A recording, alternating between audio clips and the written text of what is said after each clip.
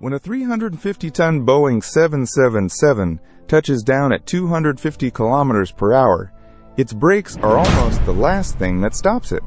In fact, the tires alone would need runways kilometers longer than any airport can offer, and the heat would melt them in seconds. The real work is done by spoilers slamming up, engines roaring in reverse, and computers pulsing the brakes 100 times a second. So how does a jet the weight of a blue whale herd stop in under 2 kilometers? To answer that, start with the number that terrifies engineers: mass. A Boeing 777-300ER can weigh more than 250 tons at the moment its wheels kiss the runway. That is not an empty airframe. That is metal, cargo, passengers, and often thousands of liters of leftover fuel all arriving at once. Its maximum landing weight is certified at 290 kilograms, and on its 6 main gear tires that load works out to more than 40 tons pressing down on each wheel. The 777-300ER first entered service with Air France in April 2004, and by then, Boeing had already run the aircraft through a landing gear structure built to survive descents of up to 3 meters per second at that weight. And it is not arriving gently. A typical landing speed sits around 240 to 260 kilometers per hour, roughly 130 to 140 knots. The aircraft is still very much flying when the wheels touch. It simply stops being allowed to.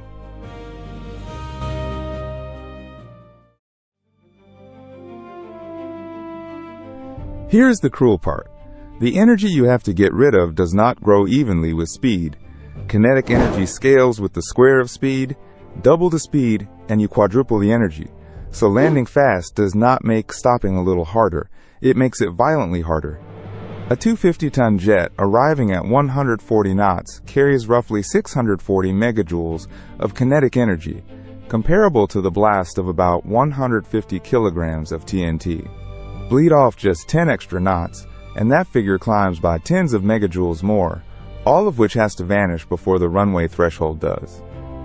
That squared relationship is the whole reason a jet cannot be stopped by any single trick. There is simply too much energy hiding in that mass and that velocity, and the runway ahead is finite. From the instant the tires touch, it is a race against physics, and the runway is keeping score.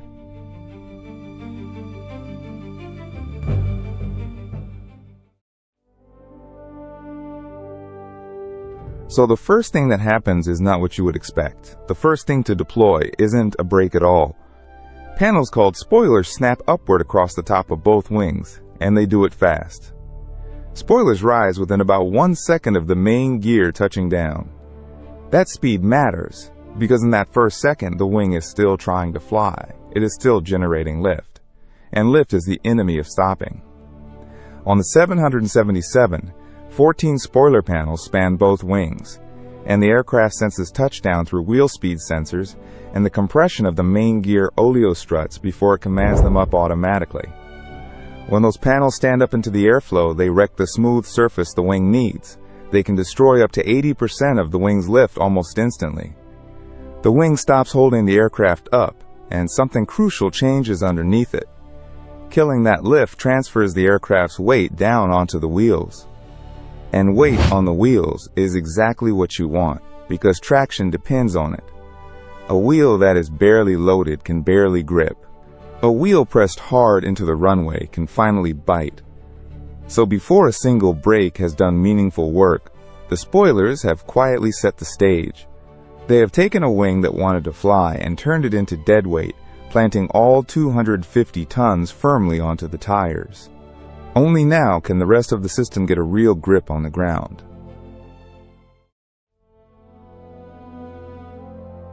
With that weight now on the wheels, the engines join the fight. Thrust reversers redirect the engine's airflow forward, so the same engines that push the jet down the runway now shove against its motion. On the 777, the massive GE90 engines do this with translating cowls and cascade vanes.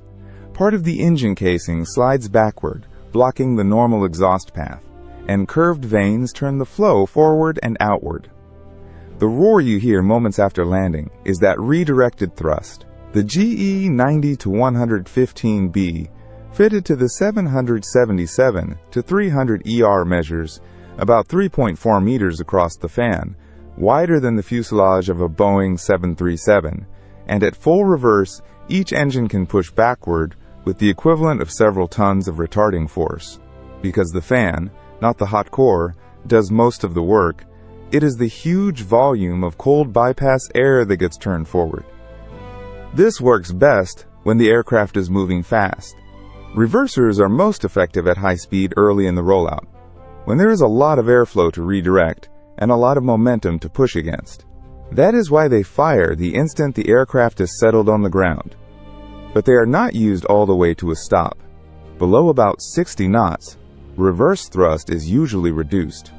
At low speed, the reversed airflow can start blowing debris up off the runway and back toward the engine intakes, and no one wants a jet inhaling its own kicked-up gravel. Investigators traced the 2000 Concorde crash at Paris partly to debris on the runway, and though the causes differed, the lesson that loose material near a spinning engine is deadly runs through every reverser design decision. So reverse thrust carries the early load, scrubbing off speed while it is most useful, then bowing out before it becomes a hazard. It buys time and distance. But it cannot finish the job. For that, something has to physically grab the spinning wheels.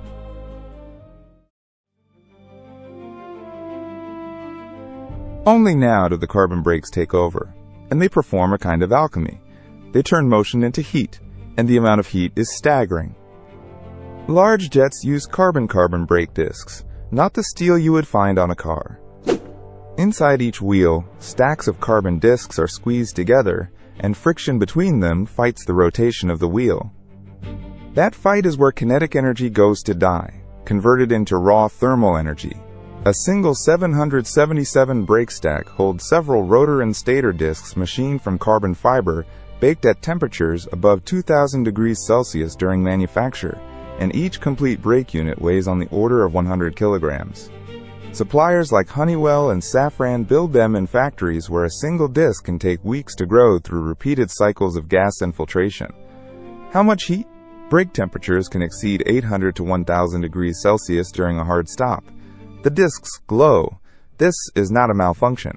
This is the design working exactly as intended, dumping the jet's motion into a furnace bolted inside each wheel. Carbon is chosen for a reason. Carbon brakes are lighter than the old steel ones, which matters on an aircraft where every kilogram costs fuel. But more importantly, carbon shrugs off heat that would warp and fade steel. It stays strong when it is glowing, which is precisely when you need it most. Switching a wide-body fleet from steel to carbon can save several hundred kilograms per aircraft, and Boeing offered carbon brakes on the 777 from its launch in 1995, cutting weight that translates directly into fuel burned over a 14-hour flight. Yet even these glowing carbon discs have a limit, and it is not the discs that break first, it is the contact between tire and runway. Because there is a way to ruin all of this, by simply pressing too hard.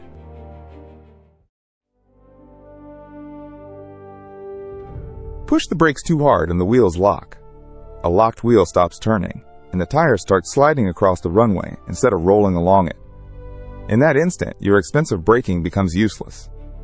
The physics is unforgiving. A locked wheel loses grip because sliding friction is lower than rolling friction. A rolling tire grips the surface and lets the brake do its work. A sliding tire smears across the runway with far less friction, so you actually stop worse the harder you jam the pedal. And sliding does more than fail to stop you. Skidding can blow tires outright and grind flat spots into the rubber, ruining them. So overbraking is a double punishment. You lose stopping power and you destroy the tires at the same time. This is the trap at the heart of the whole problem.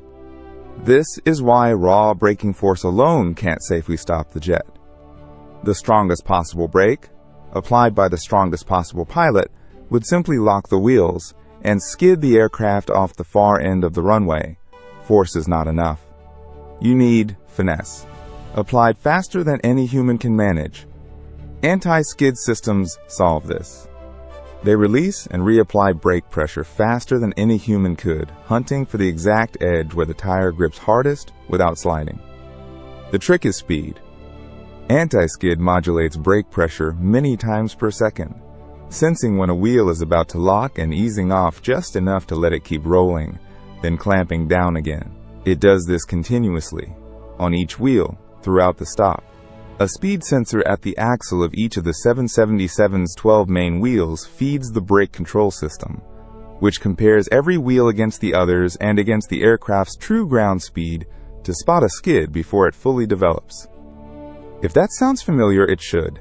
It's the aviation ancestor of automotive ABS, the anti-lock brakes in your car. Aircraft had this idea first, out of pure necessity, long before it trickled down to the road. The first practical aircraft anti-skid units, such as the Dunlop Maxaret, appeared in the early 1950s, more than 2 decades before Bosch put electronic ABS into Mercedes cars in 1978. What the system is really chasing is a sweet spot. It targets the slip ratio that gives maximum friction, the precise amount of controlled slipping between fully rolling and fully locked where the tire bites hardest. A human foot can never find that edge and hold it. A computer finds it 100 times a second and never lets go.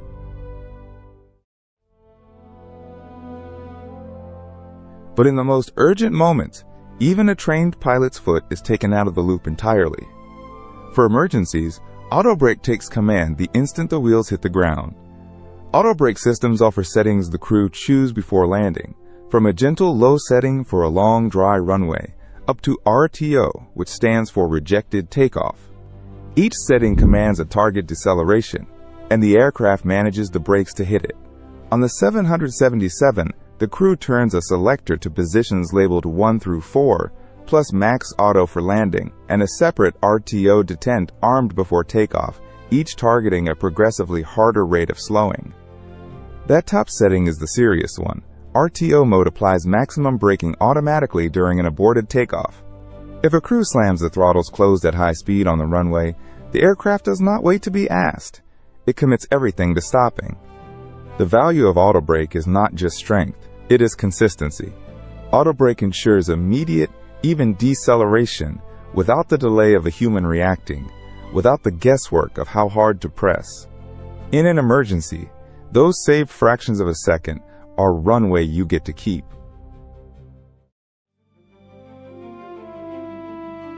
Nowhere does this matter more than in the single most demanding thing brakes are ever asked to do.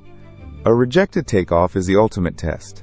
The brakes must absorb a fully fueled jet's energy at maximum speed on a runway that was never meant to hold it. Think about what that means.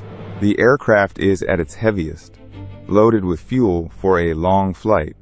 It has accelerated almost to the speed of flight. And then, at the worst possible instant, it must stop. To prove a jet can survive this, regulators demand a test that borders on cruelty. The aircraft must pass a certification test, stopping at maximum weight and speed. Everything is stacked against it on purpose. Maximum mass, maximum velocity, and the squared energy that comes with it, all channeled into the brakes at once. And engineers make it even harder. In the test, the brakes are worn to their legal limit before the run. Not fresh brakes with plenty of material. Worn brakes at the very end of their allowed life, exactly as they might be on a real aircraft the day before maintenance.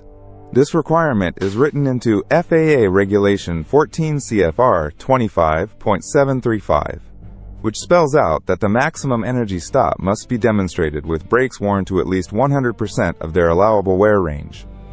Then comes the part that separates aviation from almost every other machine. Regulations require the aircraft to stop and sit for 5 minutes without fire assistance. No trucks, no foam, nothing.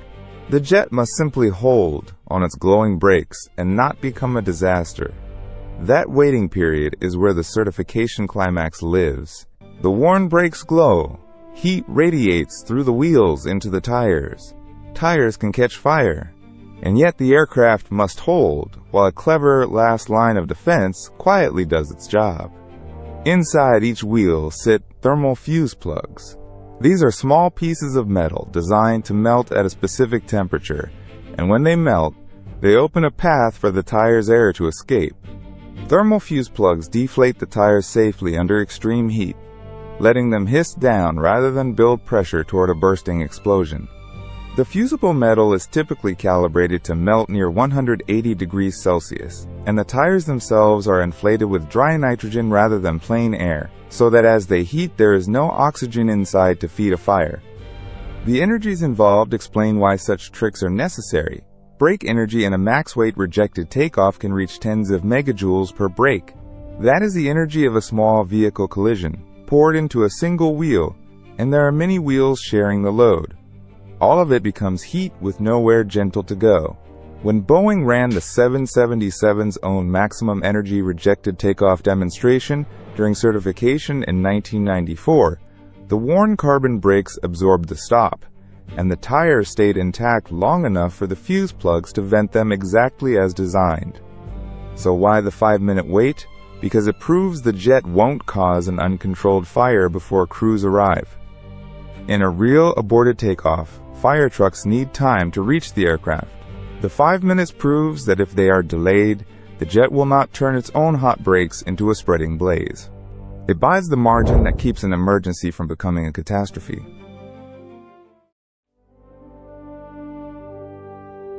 And here is the beautiful contradiction. All of this violence, all of this glowing metal and melting fuse plugs and squared energy is completely invisible on an ordinary day. In everyday landings, all these systems work together so smoothly that passengers barely notice the violence beneath them. Watch how tightly it all fits. Spoilers, reversers, brakes, and anti-skid all coordinate within seconds of touchdown. The panels rise, the engines roar, the discs clamp, the computer pulses the pressure, and a distracted passenger reading a magazine feels only a firm, steady push into the seatbelt. And the balance between these players shifts with the surface. On a dry runway, most of the deceleration actually comes from wheel braking. The brakes are the workhorse. The other systems are there to help them, not replace them. That help is not decoration. Reverse thrust and spoilers reduce brake wear and shorten stopping distance. By scrubbing off early speed and planting weight on the wheels, they let the brakes do less total work, which means cooler brakes, longer brake life, and margin to spare when the runway is wet or short. Which brings us to the single idea underneath every touchdown you have ever slept through. Stopping a jet is a system, not a machine, not a part. A system in which no single element could ever do the job alone. Consider the tires by themselves. Tires alone would overheat and need impossibly long runways. They would melt, blow, and skid, and no airport on Earth could offer the pavement they would demand. The same is true of any one piece taken in isolation. That is exactly why the parts are layered. Layered redundancy keeps landing safe even if one system fails.